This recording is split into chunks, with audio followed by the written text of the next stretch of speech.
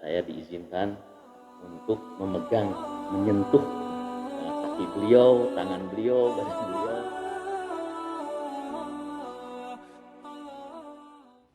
Assalamualaikum warahmatullahi wabarakatuh. Waalaikumsalam warahmatullahi wabarakatuh. Para pemirsa Belanda Sufi dimanapun Anda berada, yang di Singapura, Malaysia, Inggris, Indonesia, semoga Anda dalam keadaan sehat walafiat, dalam keadaan sejahtera. Di season kali ini kita masih tetap dalam bincang santai, menggali informasi, inspirasi buat Anda semua di kedai kopi Kang Din As-Sufi. Kebetulan di malam ini ada tamu istimewa, bukan tamu, kita yang bertamu. Kita bertamu kepada seorang tokoh yang beliau ini seorang entrepreneur, pengusaha, seorang terapi, dan beliau juga seorang ahli spiritual.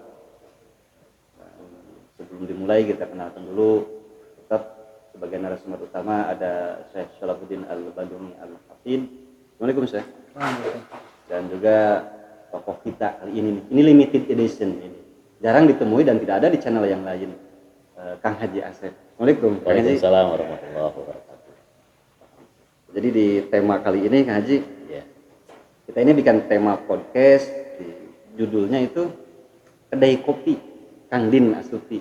Jadi beliau seorang pencinta kopi, gitu. Cuman bedanya beliau hanya kopi, kalau kita kan plus kopi dan asap. Nah, itu yang berbedanya gitu. Tapi insya Allah doa di permisa kita bisa berhenti. Amin amin. Berhenti beli maksudnya. Amin. Jadi yang pertama kita akan ungkap pengalaman sejarah hidup beliau supaya jadi pelajaran. Bahasa Arabnya apa sih? Ibroh. Itu. Bukan saya, kalau saya nggak ada ibrohnya, tapi ini tokoh kita ini. Ya.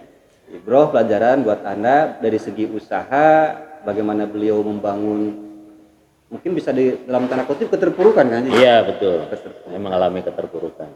Dalam dunia spiritual juga sama kan?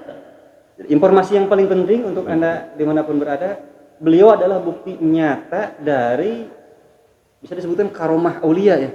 Amin. Karomah dan Berkah aulia. Jadi Anda bisa melihat ini kondisi kita syuting di rumahnya Kang Haji, ini luar biasa. Nanti terapis, bisa, konsep, by konsep. Kamera bisa diputerin. Nanti kita lihatin. Ini konsepnya luar biasa ini. Dari konsep zikir sampai ke konsep usaha entrepreneur. Kang Haji mulainya ini dari mana? Apakah mulai dari pertama langsung terjun ke dunia usaha atau ke dunia spiritual dulu ya? Pertama mungkin boleh saya izin bercerita sedikit tentang usaha. Berawal dari 2010. Ya, 2010 saya mencoba berusaha untuk bukan 2010, 2001 saya mencoba usaha untuk berjualan kerupuk. Itu pun jualan dengan menggunakan sepeda. Nah, jadi awalnya saya beli kerupuk ke pabrik. Nah, dari situ kita coba dikemas kecil-kecil, kemasan Rp500. Waktu itu saya titip-titipkan di warung-warung. Ya, alhamdulillah dari mulai sepeda beli motor waktu itu kan. Berapa tahun itu prosesnya? Nah itu selama dari sepeda ke ini 1 tahun lah. 1 tahun? 1 tahun sepeda, terus bahkan saya pernah berjualan di ini, ngordinir di kereta api KRD, Cicalengka Padalarang. Pernah itu ada pedagang asongan kan. Alhamdulillah itu saya ngordinir. Nah, di 2001 sampai 2005 alhamdulillah saya udah punya pedagang waktu itu. Punya pedagang kurang lebih sekitar 10 orang. Dan mereka alhamdulillah sudah difasilitasi kendaraan sepeda motor. Itu pun nyicil. Nah, dan mereka cicil akhirnya milik mereka juga. Jadi sisa-sisa dari tabungan-tabungan mereka, akhirnya mereka bisa beli motor. 2005 saya alhamdulillah mencoba memproduksi sendiri kerupuk dari mulai mentah sampai jadi. Nah, 2005 sampai mungkin sekitar 2009 ya alhamdulillah, mungkin ini satu ujian juga ya buat saya, tapi dibilang alhamdulillah karena ini banyak hikmah di balik ini semua ya. Kenapa? Kalau mungkin saya sekarang masih jadi pengusaha, mungkin saya lupa. Tapi alhamdulillah dengan ada ujian itu banyak hikmah di balik tabir rahasia ini. Nah, ternyata Allah punya cara lain. Nah, di 2009 saya diberikan satu penyakit. Kebetulan ada penyumbatan di jantung saya sekitar 80%, ada yang 70%, ada yang 60%, dan divonis oleh dokter itu kira-kira harus 4 ring yang harus dipasang. Nah, tapi saya udah niat waktu itu 2009 saya niat ingin memberangkatkan istri dan ibu saya mertua. Nah, akhirnya saya mencoba nabung untuk itu dan saya niatkan mudah-mudahan bisa berangkat di 2010. Tapi waktu itu ternyata ada jeda, ternyata 2 tahun. Dari 2009 daftar, 2011 baru bisa berangkat. Haji ya? Ya, hajian waktu itu. Itu dari hasil usaha kerupuk? Ya, gitu? Alhamdulillah nyicil, nabung gitu kan. Alhamdulillah 2011 bisa berangkat. Nah, ada sesuatu kejadian yang cukup mengejutkan keluarga dan semua saudara-saudara dan teman-teman sahabat. Di 2011 mau berangkat itu kurang lebih sekitar seminggu sebelum pemberangkatan itu saya masuk rumah sakit dan divonis oleh dokter harus diring. Jantung saya karena penyumbatannya udah parah. Nah, tapi saya karena punya keinginan yang kuat untuk bisa berangkat ke Tanah Suci, karena waktu itu juga ibu mertua dan istri juga sudah gimana lagi mau diundur atau gimana, enggak, harus berangkat. Kalaupun saya ditakdirkan tidak berangkat ya sudah pasrah. Takdir yakin, tapi saya punya keyakinan saya bisa berangkat. Besoknya mau berangkat ke KBIH, mau pemberangkatan waktu itu, kita kan kumpul dulu nih di KBIH. Kebetulan saya ikut ke almarhum Kiai Ahmad Syed, sepuh Al-Falah yang waktu itu yang sangat dituakan, yang sangat dihormati. Beliau juga kaget lihat saya karena waktu itu pas berangkat dari rumah ke sana itu dalam kondisi saya memang lemas, pucat, nggak ada kayak seorang kelihatan nggak ada darah lah gitu lah, udah pucat, udah nggak bisa apa-apa. Tapi alhamdulillah ya jamaah waktu itu berdoa sama-sama dan Allah memberikan satu kekuatan tetap saya bisa berangkat pakai bis sampai di Depok, di Depok ya waktu itu, Bekasi ya, Bekasi. Nah di Bekasi waktu itu tidur saya sebentar istirahat, itu ada pemeriksaan medis, tapi alhamdulillah saya bisa lolos karena waktu itu saya bilang sakit biasa masuk angin dan tidak apa-apa gitu. Karena saya pikir pokoknya saya ingin berangkat sampai pesawat. Tapi medical check up lolos? Lolos, alhamdulillah. Padahal waktu itu kata dokter di sana tensinya naik, terus detak jantung ritmenya tidak beraturan. Nah ini kayaknya Bapak harus cek lebih lanjut. Kata saya nggak usah, ini masuk angin, kecapean dan lain sebagainya. Ini kayaknya kasih obat juga beres lah, gitu kan. Ya dengan keyakinan itu alhamdulillah akhirnya lapor juga ke Pak Kiai gini. Ya sudah kalau mau ini istirahat aja, istirahat. Besok paginya kebetulan berangkat lagi kita pesawat, dan di pesawat sebelum berangkat saya kebetulan dengan rekan-rekan jamaah bahkan sampai sekarang ikut menjaga saya karena tahu kondisi saya waktu itu sakit. Akhirnya dengan keyakinan bahkan sampai bawaan ransel dan lain sebagainya itu dibawa mereka. Saya tidak bawa apa-apa, saya sampai disangkeh gitu, dibeyeng ya, jalan supaya tidak kelihatan. Pas banget jalan pun saya ngap gitu kan, napas karena oksigen kurang. Tapi saya nggak mau menyusahkan orang, tapi saya yakin saya bisa lah mengatasi itu. Tapi ya dengan izin Allah saya sampai ke tempat duduk di pesawat. Di sana saya bilang ke istri, ke Umi waktu itu, ya ingin istirahat tiduran. Padahal sebenarnya mungkin itulah pingsannya saya katanya. Dan sudah tidak ingat apa-apa. Pingsan di pesawat? Saya bisa di pesawat kayaknya ini kalau menurut saya ya, karena saking udah nggak kuat nih, oksigen udah terbatas gitu kan. Saya tidur, tapi ya alhamdulillah dalam mimpi itu kita sudah berada di sana gitu. Nah setelah bangun dari ini tidur ya alhamdulillah kayak orang yang menghirup udara segar, jadi nafas lega, nggak ada sumbatan, cuma kayak sehat langsung alhamdulillah pas turun dari pesawat. Alhamdulillah, makanya saya waktu itu langsung tidur karena oksigen kayak oksigen ya itu mah mungkin Allah ya, dengan cara Allah sehingga saya ya, karena pada waktu itu saya udah pas sama ini sama istri saya udah bilang pokoknya ya terserah Allah aja lah. Tapi alhamdulillah sampai di sana saya menemukan sesuatu yang beda. Nah, sampai saya sujud syukur di sana, alhamdulillah. Bahkan di bis waktu mau ke hotel itu alhamdulillah kita ayah Syahid bilang, gimana kondisi? Alhamdulillah ya sehat. Wah gini, nah ayah seneng kan? Ya wah kalau ini udah jadi karu aja katanya dia. Jadi karu kepala regu. Nah gitu. Karena udah di set di sini sebenarnya, tapi karena kondisi saya mungkin waktu itu kelihatan lagi sakit, jadi nggak bisa gimana lah gitu. Tapi alhamdulillah setelah itu baru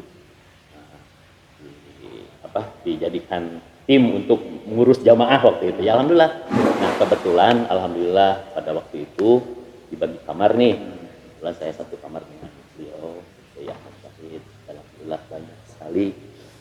Subhanallah berkah. Padahal di pesawat ya dalam tanda kutip drop gitu kan, pasrah. Kalau bahasa Turkinya kan kopbadakop mau. Kopbadakop mau bahasa Turki kan itu. Ya. Udah pasrah. Udah ya yakinlah setelah Allah lah gitu. Jadi tapi perjalanan memang biasa tadi satu sisi kan usaha masuk titiknya kan di sana kan di haji tadi ya, gitu betul. perjalanan. Apakah semulus itu perjalanan membangun usaha? Enggak. Nah ternyata setelah pulang ini ringkas cerita aja ya. Nah, kebetulan di sana alhamdulillah selama hajian di sana 40 hari itu banyak sekali keanehan-keanehan yang belum pernah saya temuin, mungkin semua juga akan mengalami itu, tapi yang paling saya ingat pada waktu itu beliau Kiai Ahmad Zahid mengajak saya ke sebuah hotel dan di sana dipertemukan dengan seorang aulia Syekh Jamal Sabar. Alhamdulillah saya diizinkan untuk memegang, menyentuh kaki beliau, tangan beliau, badan beliau untuk memijat. Kebetulan dan sedikit pun nggak kebayang hikmah dibalik ini semua apa? Itu. Padahal waktu itu di luar jamaah sebegitu banyak dari seluruh dunia, tapi kebetulan ayah Syahid lah yang memaksa dan dalam dan diberikan kesempatan untuk memijat. Ya, jadi alhamdulillah pada waktu. Sebetulnya saya ingin menangis ya karena ini satu kejadian yang momen yang hidup. Sulit untuk diungkapkan sebenarnya, tapi alhamdulillah. Yang ini coba saya tuh ingin tahu ketika Kang Haji Asep tuh Imam Maulana Syekh Isyam ya. Betul. Di Mekah Madinah. Di Mekah atau di Tower Jam-Jam waktu itu. Bisa lebih lihat atau diterangkan lebih dalam lagi gitu. Gimana perasaannya, bagaimana kesan setelahnya. Kan ada karomah yang dirasakan gitu. Betul. Ya alhamdulillah lah waktu itu kebetulan saya diajak almarhum Ayah Syahid untuk berangkat ke satu tempat dan waktu itu tidak dikasih tahu bahwa saya mau dibawa ke satu tempat tanpa agenda, tanpa rencana sebelumnya. Waktu itu saya lagi makan juga, tiba-tiba ada telepon ke beliau, ke ayah, dan tiba-tiba waktu itu dia berangkat sekarang, padahal makan belum beres. Siap ya, saya tinggalkan, langsung ambil air wudhu katanya gitu. Oh siap, kita nurut aja, alhamdulillah berangkat. Sebuah taksi sampai ke Mekah. Kebetulan ada Tower Jam-Jam waktu itu saya baru ya tahu, cuman belum pernah masuk. Nah, ayalah yang membawa saya ke sana. Berangkat ke sana, masuk. Ternyata di luar itu banyak jamaah. Oh, masya Allah subhanallah. Waduh. Dari semua negara kayaknya itu. Inggris, Amerika, bahasanya macam-macam, ada Nigeria, apalah nggak tahu lah. Pokoknya macam-macam warnanya lah istilahnya. Tiba-tiba yang bawa saya ke satu tempat lewat belakang dan di sanalah saya terkejut. Ternyata ketika buka pintu beliau dan saya gemetar sampai kaki nggak bisa apa-apa. Ini mimpi atau nyata gitu kan? Karena nggak mungkin sekelas saya bisa ketemu dengan wah, ya Allah, nggak gitu dikit aja sama di dalam hati ya Allah. Tapi waktu itu ayah suruh masuk. Kirain saya mau disimpan di luar, suruh nunggu gitu kan. Tapi saya disuruh dipanggil sama di sana. Dari semua jemaah yang diajakkan haji, Cuma saya satu saat. Nah itu waktu itu saya diajak sama ayah saat itu. Nah, ya nggak tahu komunikasinya seperti apa. karena saya terus terang aja, jujur saya bahasa kurang. Artinya tiba-tiba, tolong katanya dipijat, dengan senang hati. Dan pada waktu itu Maulana menunjukkan kakinya, pijit itu semua. Ya Allah, itu kakinya lembutnya. Dan di sana saya berpikir, ya Allah, jadikan saya sebagai saksi, tangan saya ini sebagai saksi memegang beliau dan mendapat syafaat, terus mentransfer apalah yang jadi masalah saya, nggak tahu, Allahu a'lam. Tapi ya itulah karomah beliau ya, kalau Maulana gitu ya, saya tahu gitu. Itu ditawarin gimana mijitnya itu? Ya ayah sendiri yang menyuruh saya. Tapi Maulana langsung. Nah tiba-tiba Maulana selonjorin kaki, selonjorin kaki gitu kan. Nah tiba-tiba ya saya dengan senang hati saya raih tuh kaki dan saya tumbangkan di kaki saya. Karena saya ingat kata-kata ayah, Sep, mudah-mudahan ini akan menjadi saksi. Nah itu, mudah-mudahan ini akan jadi syafaat, jadi saksi nanti. Walaupun kita nggak ini, yakin ini akan jadi saksi. Nah dari sanalah saya mijit. Dan saat itu pula sesuatu yang kayak orang dicas mungkin ya, dicas energinya terasa gitu, terasa.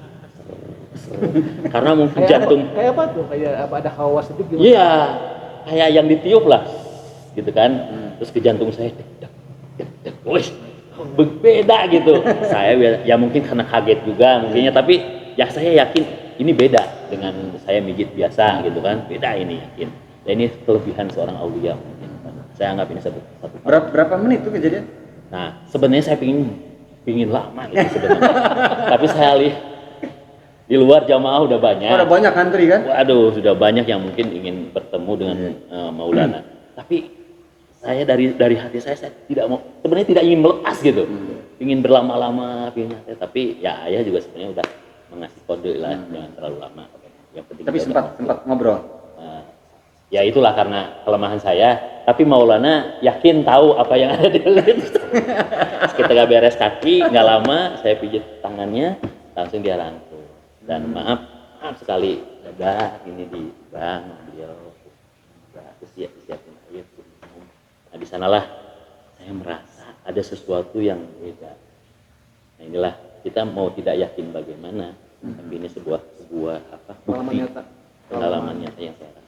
Dan saya tidak berpikir ini itu sepulang dari sana. Alhamdulillah saya beres dari tanah.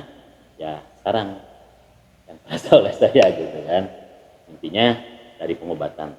Setelah jantung, setelah pulang dari tanah suci gimana? Nah, Di ring? Enggak. Karena sekarang? Justru tidak pernah di ring. Nah anehnya ketika saya check up ke dokter, tiba-tiba saya dicek kaget. Kenapa? Karena mungkin ya sesuatu yang tidak biasanya terjadi. Nah, ini mujizat Tuhan katanya. Kenapa? Dok, ya ini nggak usah di ring, udah bersih. Coba aja Bapak lari treadmill. Ternyata enak.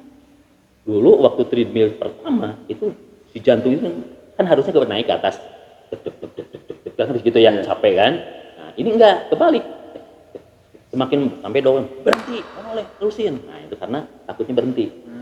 Nah ini malah bagus, ritmenya bagus, bahkan stabil sampai ke itu kan ada tingkatannya nih, tinggi, semakin tinggi itu malah bagus, stabil. Nah di sana dokter sudah mudah. Pandangan saya ini gimana? Iyalah bukti nyata aroma dan berkah aulia. Ini kan bukan cerita ditulis kan. Ini nyata, ada saksi kan. Kita harus ambil ibroh, pelajaran dan juga nambah keyakinan ya. Iya. Karma itu masih ada sampai hari kiamat. Ya kan?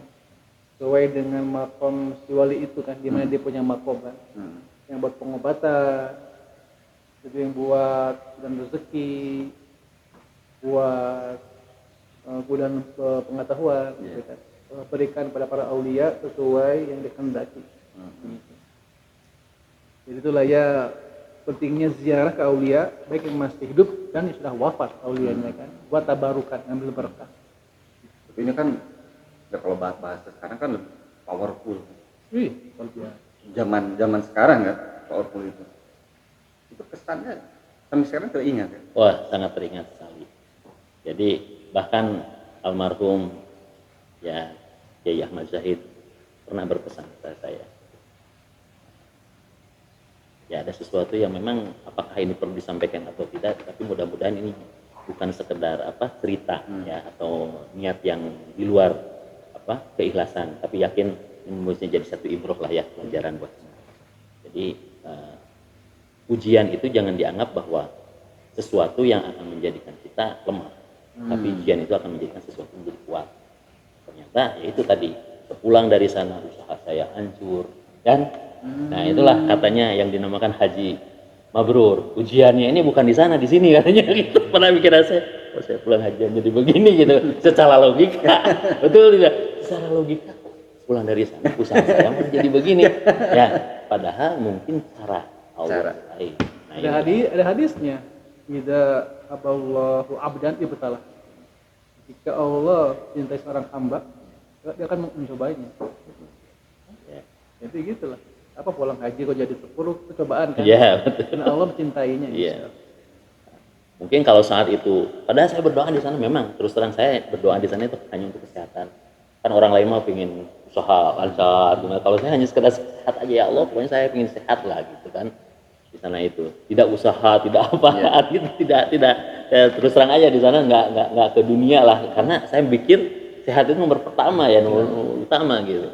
Dan mungkin ya itu juga yang ayah katakan bahwa itu ujian yang paling berat setelah hajian nanti. Nah, ternyata benar. Ya kan biasanya kan fenomena kan langsung instan kan. Betul. Berakhir manis lah. Ketika kita mempraktekkan datang ya seperti itu kan rata-rata. Ini kan di luar kebiasaan, di luar logika, begitu beres. Ya, mabrur dalam tanda kutip di sana kan ya segala sesuatu bertambah. Ya. Harta bertambah, kendaraan, istri bertambah, biasanya.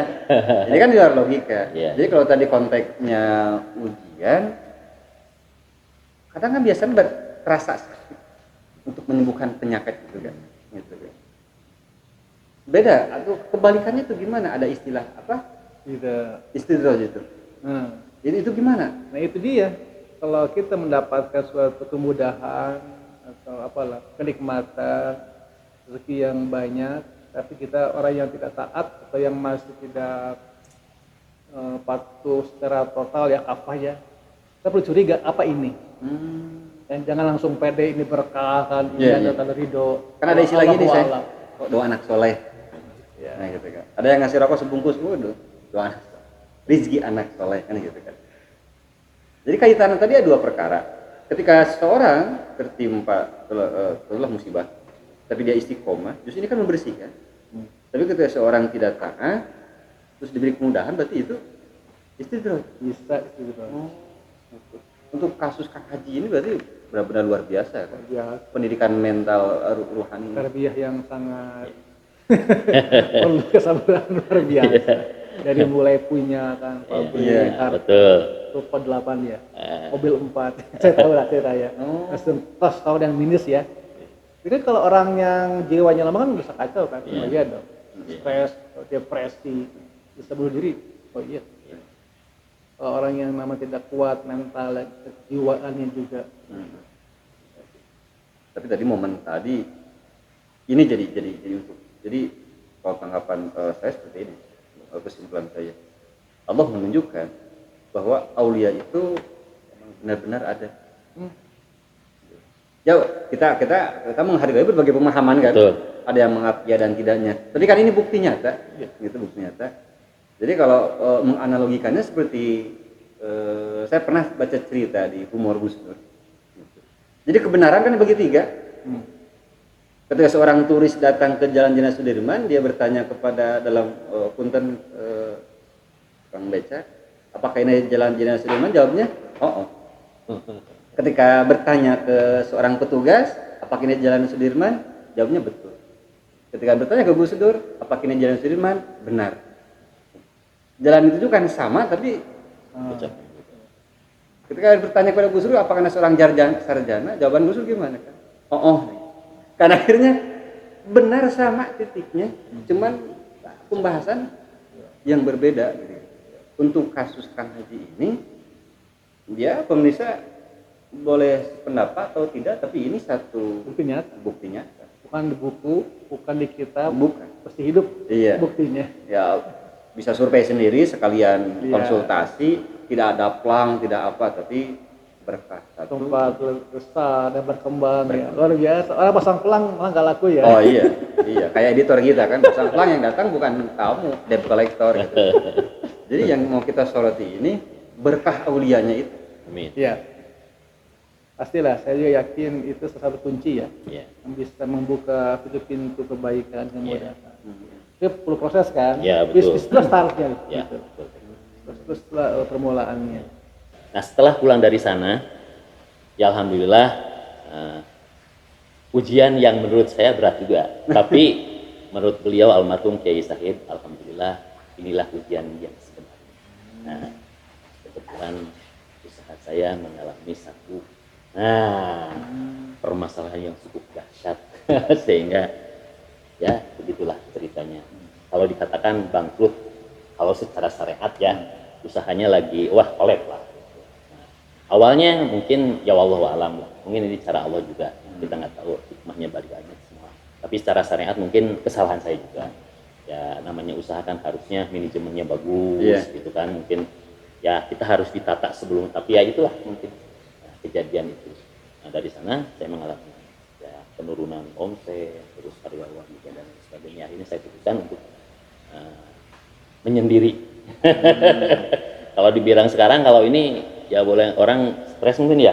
Nah kalau usaha lagi enak-enaknya gitu kan, terus ini lagi nyaman-nyaman tiba-tiba ada sesuatu yang menjadi masalah di dalam usaha. Nah, akhirnya saya memutuskan untuk ya menyendiri, berkhulwat lah istilahnya gitu kan, menyendiri.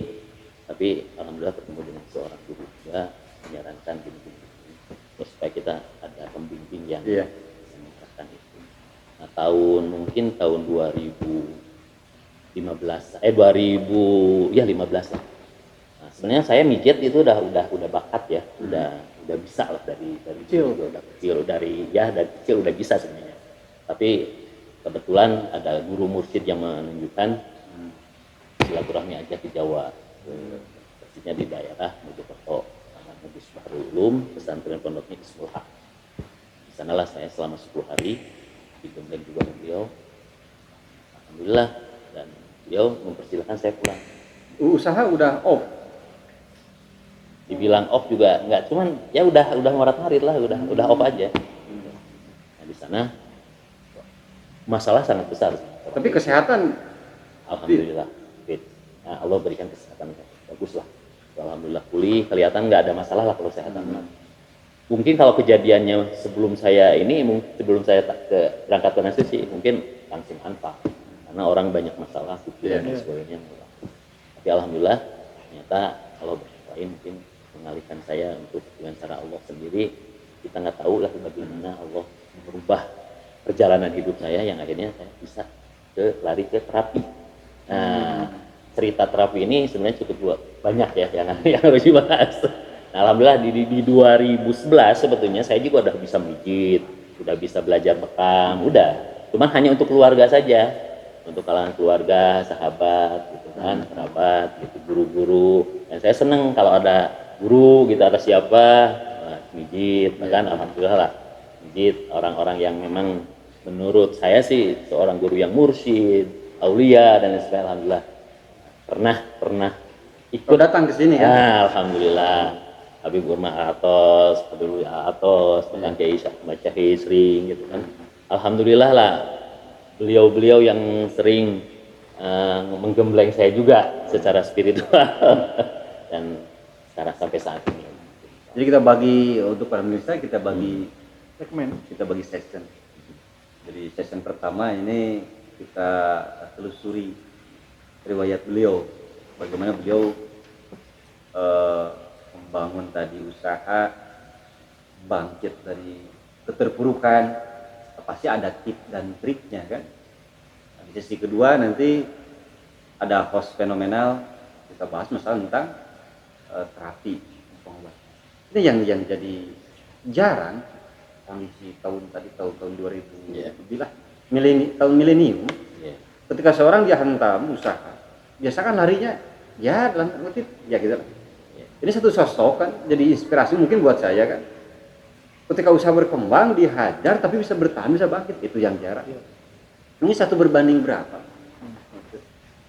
Jadi dalam hal ini yang paling dominan menguatkan apa sih spiritual yang tadi? Di antaranya itu, tapi ada yang lebih utama juga, doa orang tua. Gitu ya. Terus doa istri, anak-anak juga yang menguatkan saya. Karena pada waktu itu terus terang aja, saya berpikir, anak ini terus sholat dan sebagainya. Sebenarnya saya kondisi seperti ini sih. Tapi istri saya yang paling utama menguatkan saya. Dengan kondisi apapun kita bersama-sama. Anak saya juga sama, udah mulai ngerti pada waktu ayah nggak usah sedih, nggak usah ini, menguatkan saya. Ya, alhamdulillah keluarga kompak semua. Tapi ada satu hal yang aneh, orang tua asli saya justru nggak tahu Keadaan. karena apa? Karena saya tahu orang tua lagi sakit. Jadi saya tidak memberitahu banyak. Jadi kelihatan biasa-biasa saja. Ya walaupun aneh gitu melihat kelihatan kok biasanya produksi jadi enggak, alasannya kondisinya lagi enggak inilah gitu kan. Ini yang jadi pembeda. Kan biasanya kalau zaman sekarang biasanya tadi sedikit status WA. Jadi biar tahu kan gitu. Kan biasanya kan gitu. Nah, ini yang unik kan. Jadi semua dalam tanda kutip tadi keterpurukan disimpan tapi kuat. Kuat gitu. Mungkin kalau ya tadi kalau tidak ada basic spiritual, ya mungkin banyak yang jatuh. Ini dalam pandangan agama gimana sih? Ya itu, saya sih melihatnya dari bebek, bobot, bibit ya, dari lahir pastinya kan. Dan juga ya dari wirosah atau dari orang tua, kakek nenek, ini kan juga membentuk suatu pribadi yang kuat dan tangguh. Jadi gen berpengaruh. Oh iya dong. Satu sisi ya. Iya. Dan juga hidayah kan, dan juga sehat, dan juga pengalaman. Jadi orang itu kan itu ketentuannya. Orang bisa teriak, bisa repot, sedang kaya, sedang sehat, wajar lah. Ketika dia dihantam oleh masalah, itulah. Iya. Kalau dia masih bertahan, masih berteriak, atau malah jadi kayak kucing kelaparan. Nah, gitu. Oh, jadi tapi itu tidak dipisahkan kan konsep rohani. Iya. Itu kan jadi mungkin faktor penguat kan. Ya, jadi selain juga punya jiwa yang kuat, itu sudah juga takdir ya. Iya dong. Ada orang kenapa mudah dengan ambil jalan gelap, nggak ada masalah kan. Juga melah atau pelatih lah, ya kan. Sebenarnya itu kan menandakan dia tuh jiwanya rapuh, tidak tahan mental, tidak tahan banting, sehingga yang mudahnya mencari jalan yang pintas untuk menyenangkannya ternyata lebih fatal gitu kan. Jadi fungsi spiritual, fungsi tasawuf, toriko itu akan berfungsi ketika kita dalam titik tertentu ya, berfungsinya bisa dirasakan. Mungkin gitu itu Kang Haji. Ya betul. Dan alhamdulillah sebetulnya kalau kilas balik gitu ya, sebetulnya kita pertemuan dengan Syekh ini udah dari 2009 mungkin ya. Oh ini acara reuni ini? Ya alhamdulillah nih. Tapi sempet blank juga. Berapa tahun nih kita ketemu? Iya 2009 aja. Saya dibimbing oleh beliau ini ziarah ke 9 wali. Alhamdulillah. Nah, waktu itu cuman mungkin ya itulah mungkin karena kesibukan masing-masing, karena saya waktu itu usaha, Syekh juga mungkin banyak jamaah dan lain sebagainya. Bukan memutuskan silaturahmi, tetap kita komunikasi, cuman tidak ketemu lah itu istilahnya, komunikasinya via grup gitu.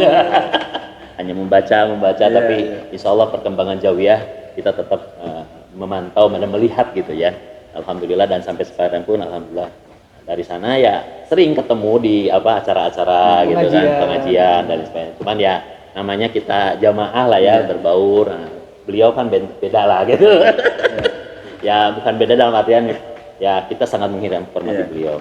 Jadi intinya ya alhamdulillah sekarang Allah takdirkan lagi. Ya intinya itulah, banyak hikmah di tabir rahasia di balik semua kejadian yang pernah saya alami. Cuman intinya ya tetap doa orang tua yang menjadi penguat saya, orang tua, istri, keluarga, sahabat-sahabat, saudara sebagainya. Tapi kunci saya tidak pernah, ya intinya mengeluh lah, mengeluh ya kita mengeluh sama Allah aja lah, itulah ya. Nah, intinya ya permasalahan sebenarnya wah banyak sekali yang bayangkan orang usaha pasti maaf pinjam sana pinjam sini yang mungkin orang tidak tahu ya, yang akhirnya saya lepaskan semua. Nah itu kan biar tidak terlalu berat gitu. Karena dunia itu hanya sebatas dunia lah, tapi kalau urusan akhirat ya gitu kan, itu yang harus dijaga, namanya silaturahmi dan sebagainya. Intinya mungkin itulah ya. Jadi maksudnya itu kolaps itu kembali ke nol, Bukan ke nol lagi, minus. minus, aset semua habis. Nah, cuman ya alhamdulillah, jadi penguatnya itulah mungkin bayangan saya waktu itu ya sudah selesai gitu kan. Berapa tahun itu kondisi seperti itu di minus itu? 2000 pulang dari tanah suci aja 2011 sampai 2015 sebelum saya 4 tahun. Tapi bisa bertahan? Ya alhamdulillah bisa bertahan. Saya bisa mempertahankan gitu ya keluarga semua, itu yang penting bagi saya, keluarga. Kalau masalah materi dan sebagainya adalah apa-apa. Ya dari sana ya akhirnya pulang dari ziarah ke seorang guru di Mojokerto, Gus Bahrul Ulum namanya, nama pondok pesantrennya Pondok Ismul Haq. Waktu itu saya berguru di sana dan alhamdulillah selama 10 hari mondok di sana, tiba-tiba ya sudah dikasih ijazah untuk pengobatan. Dari sana mulai banting setir. Nah dari sana udah ya ada amalan-amalan dan lain sebagainya kita coba, karena kita kan ada gurunya, jelas nasabnya istilahnya lah gitu kan, nggak asal baca-baca buku kan. Nah dari sana baru banding coba. Ya alhamdulillah banyak sekali hal-hal yang mungkin saya sendiri juga nggak bisa menyadari ini kok begini itulah rahasia Allah mungkin ya, cara Allah seperti apa nggak tahu lah kita. Dan saya tidak pernah memasang, coba lihat, saya tidak pernah memasang Instagram, YouTube, promosi tidak? Nggak pernah. Saya tidak pernah mempromosikan diri saya untuk pengobatan. Bahkan coba lihat di depan aja nggak punya plan. Nggak ada plan. Kecuali di sini aja, itu pun hanya biar orang tahu oh ini dah gitu kan. Nah selebihnya ya biarkanlah Allah dengan cara Allah lah, gimana lah saya nggak tahu. Takutnya ya maaf gitu, takutnya jadi masalah besar juga buat saya, ujian. Jadi intinya gini, ya ibarat air mengalir lah sekarang, jalani saja. Yang penting niatan ibadah, itu aja kan, niatan karena Allah lah istilahnya. Setiap tamu wajib dimuliakan. Adapun yang berobat ya sekedar syariat gitu kan, tetap kita berpegang teguh pada rahmat Allah, pertolongan Allah, sudah itu aja. Ke siapapun yang datang saya hanya itu. Adapun mijit, bekam, tusuk jarum atau apapun ya semua sama. Tapi alhamdulillah ya mungkin banyak dengan silaturahmi dengan ya banyak yang Allah tolong ya, dari mulut ke mulut gitu. Tapi sampai saat ini saya tidak pernah memasang iklan. Itu yang uniknya sih. Zaman sekarang kan, zaman digital, era digital. Jadi promosi itu, iklan itu jadi syarat utama. Dia wajib. Jadi bukan masalah iklannya, tapi pribadi kita mungkin itu ya, yang jadi pembedanya. Nalakan apa ya? Keikhlasan ya, ketulusan. Oh ya. Yang untuk ibadah saja. Adapun hasilnya itu berdua. Karena kita buat ibadah, mencari doa Allah, nolong orang. Yang datang hasil itu ya nomor 2. Akan beriringan setelahnya. Jadi 4 tahun setelah beres haji, pulang haji, diuji selama 4 tahun. Dan alhamdulillah mungkin ya dengan adanya terapi ini, ya, adanya silaturahmi terjalin terus, pasien dengan siapapun datang dari mana-mana. Dan memang terus terang aja, saya tidak pernah memasang tarif, tidak pernah memasang tarif. Tapi intinya begini, jadi kuncinya ya kembali lagi jaga hati itulah yang harus. Jadi kalau saya berpikir ya biar Allah lah yang mengambil semua gitu aja. Dan saya sampai terus terang aja urusan duniawi saya sampai habis tadi dari usaha. Tapi sekarang Allah titipkan dari orang-orang sahabat-sahabat terdekat. Ya, alhamdulillah tadinya ya mungkin dengan jalan itulah. Ya, wa may yattaqillah yaj'al lahu makhraja, dengan jalan takwa mungkin di dalam Al-Qur'an. Jadi Allah yang akan menyelesaikan yang sulit jadi mudah, yang tidak kena jadi kena, yang jauh jadi dekat. Nah itu padahal saya sama sekali tidak kenal dengan si A ini. tapi tiba-tiba datang ngobrol. Nah, saya tidak pernah, kok kenapa Kang ini usaha nggak dilanjutin gini. Saya tidak pernah ngeluh. Tapi alhamdulillah sudah kita coba di ini lagi di ini, dan karena saya bukan ahlinya dalam segala sesuatu kan harus dengan ahlinya. Karena saya merasa bukan ahlinya dan gagal, jadi saya merasa takut justru untuk mengulangi kesalahan yang terulang, itulah istilahnya. Jadi nggak mau lah, lebih baik serahkan aja kepada ahlinya. Jadi ada rasa trauma kan? Nah, ada sedikit, bukan berarti putus asa, enggak. Cuman kita mending mencari sesuatu yang nyaman buat kita, dan akhirnya kita bisa bangkit, bisa berkembang lah gitu. Nah, justru dengan adanya terapi ini, saya merasa nyaman, menemukan satu kepuasan yang tidak bisa dinilai oleh materi. Nah, mendengar orang sehat, waduh, insya Allah kan itu kan, sesuatu yang tidak bisa dinilai oleh materi, yang tidak bisa dinilai, kasih uang berapapun mungkin nggak bisa. Gitu.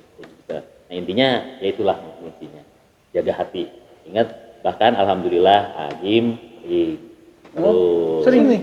Enggak, di terapi saya. Terapi dipanggil. Terus Ustadz Mansur juga. Pernah? Almarhum Ustadz Arifin Ilham juga. Alhamdulillah.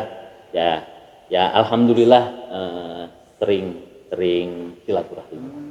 Ya di samping itu ya kebetulan saya diberikan satu kepercayaan untuk memberikan. Setiap Ustadz Yusuf ke Bandung di hotel. Berarti benar-benar limited edition sih. Saya udah curiga, saya aja malu nanya kan tarif kan, jawab betul, itu juga pasti ini juga gak akan tarif, sehingga bisa berkembang terus kan. Itulah apa buah dari keikhlasan. Emang berpengaruh? Oh iya. Dalam pengobatan rahasianya jangan kita pamrih, jangan juga kita dibuat bisnis. Biar lebih mujarab, lebih berkembang lagi. Layar tuh layar put lah, janganlah deadloop minta tentang tarif layar food, dan jangan nolak kalau dikasih tanpa minta sebelumnya. Mau dikasih orang nolak, kalau juga kita syukur nikmat, pada sih nggak diterima. Tapi jangan minta tentang tarif sebelumnya. Ya sama, saya kenal seperti itu. Saya nggak pasang tarif. Biasa kalau tamu kita nggak pasang tarif, tapi jangan segini. Boleh kan kayak gitu? Tapi jangan sedikit. Kita nggak pasang tarif, ikhlas, tapi jangan segini gitu. Tapi makna silaturahmi bagaimana? Ini kan perjalanan tadi di silaturahmi ya. Betul, semuanya jadi silaturahmi. Iya. Lebih penang agama. Silaturahmi itu memanjangkan umur, menambah rezeki. Hadis. Hadisnya lebih Rasul, kalau kamu ingin lebih panjang rezekimu dan usiamu, maka bersilaturahimlah. Jadi tip untuk pemirsa dan yang lain juga, khususnya buat editor kita. Jadi tiap hari harus ada agenda silaturahmi. Minimal setiap hari itu 15 kali silaturahmi. Minimal kita kopi nggak beli, rokok nggak beli. Jadi itu jadi luar biasa. Iya. Ini orang terapis yang datang tokoh-tokoh luar biasa. Iya. Berarti beliau juga luar biasa kan? Iya. Ya mungkin mereka akan mengundang orang yang dianggap tidak kompeten, tidak capable, tidak bisa. Alhamdulillah pokoknya dari mulai tingkat Kapolda juga alhamdulillah. Kapolda pernah saya silaturahim ke beliau juga, terus Panglima juga, Panglima Divisi juga pernah, terus dan Brigif juga pernah. Dan alhamdulillah justru sekarang karena di sini ada lingkungan TNI, para Rider 330, alhamdulillah setiap ada acara untuk gelar pasukan atau pertugasan ke luar negeri, ke Sudan atau ke Papua, ke ini, alhamdulillah selalu istighosah dulu, berdoa sama, baik di batalion ataupun di mungkin bisa dilihat di YouTube juga ada, dan bukan saya yang menguploadnya tapi orang lain, kita lengkap bersolawat para rider dan tempatnya. Jadi multi talent ya, luar biasa. Seorang terapis, entrepreneur, seorang pemimpin zikir, juga pendakwah luar biasa kan. Nah, jadi ya keberkahan gitu buat saya pribadi kan. Ini satu session, satu tema, berbagai hal, banyak hal bisa digali. Tapi yang mau ditanyakan, jadi kita ini langsung online lewat admin, ada yang menanyakan seperti ini. ada tips enggak amalan diistiqomahkan? Ya sebenarnya intinya kalau amalan sih sama dengan yang lain, tidak ada bedanya ya. Mungkin ya ini tabir rahasia Allah lah yang mungkin ya. Saya yakin sama lah, tidak Ada kiat kalau misalkan istiqomah duha atau nah saya yakin sama lah itu ya, saya yakin sama tipnya. Cuman intinya gini, intinya saya ingat saya pernah mijit kaki karena itu selalu menjaga hati kan gitu kan. Nah, kebetulan pernah pesan dakwah apa yang paling pas untuk disampaikan kepada jemaah. Tentulah hati. Nah, jagalah hati, tentulah hati, dakwahkan kepada hati. Satu itu. Yang kedua itu ikhlas. Jangan dengki dengan apa yang dimiliki orang lain. Jangan sampai kita merasa tidak senang melihat orang lain senang, gitu kan? Pokoknya nikmatin saja apa yang dimiliki oleh kita. Jangan sentuh, ganggu orang lain, jangan komentari, maaf gitu ya, bukan ajaran atau bukan apa yang kira-kira tidak penting. Lebih baik kita aulias betul, lebih baik diam daripada kita tidak tahu mengomentari sesuatu yang memang nantinya jadi masalah, gitu kan? Intinya gini aja, ya mungkin itulah. Jangan sampai hati kita ternodai, terusak oleh hal-hal yang memang di luar itulah. Kalau bahasa Sunda nama isi going gitu ya. Udahlah, nyantai aja gitu kan. Lebih enak. Jadi intinya rahasia tidak ada tip harus gini. Kalau rahasia awet muda itu ada amalannya. Bisa lihat ya awet muda. Ya alhamdulillah lah, intinya bebas aja. Jangan dibikin mumet. Jadi sederhana, pola pikir aja sebenarnya, permainan pola pikir. Jadi sesuatu yang ruwet, pola pikirnya digeser, disederhanakan.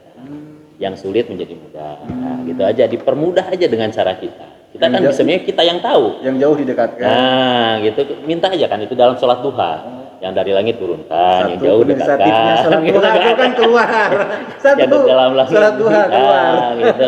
Jadi intinya itu standar semua juga jamaah yakin tahu, para pemirsa juga tahu. Tapi intinya itu yang paling sulit itu menjaga ya hati kan. Nah kuncinya kan jangan kotori hati kita kan gitu ini. Ya sudah, apalagi karena yauma yanfa'u malu wala banun illa man atallaha ya. Sudah tidak ada manfaat lagi semuanya gitu kan. Harta, jawa anak, keluarga semua. Soalnya orang-orang yang berjumpa dengan membaca hati yang selamat itu aja. Ya mungkin itulah sedikit bahasan yang tip, boleh katakan tip atau apalah.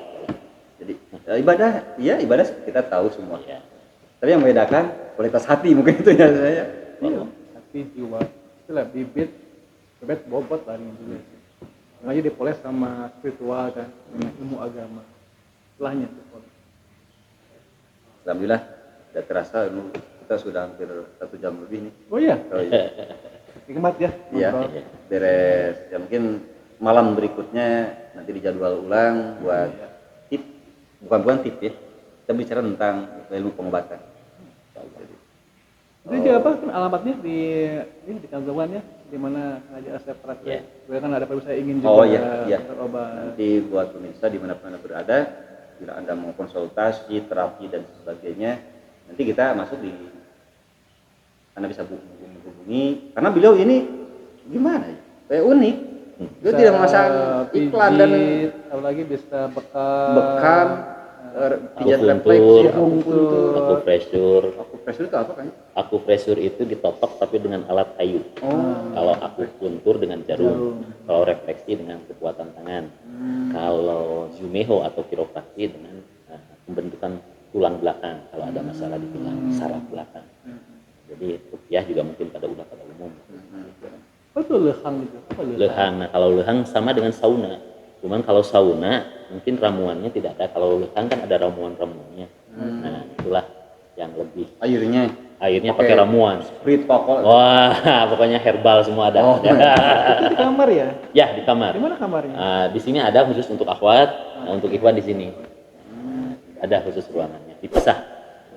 Nanti untuk sesi berikutnya kita kupas masalah ini ya. Masalah lehang tadi. Nanti saya bantu translate ke bahasa Inggris mungkinnya lehang. Kita cari kamu dulu masalah feedback dan sebagainya.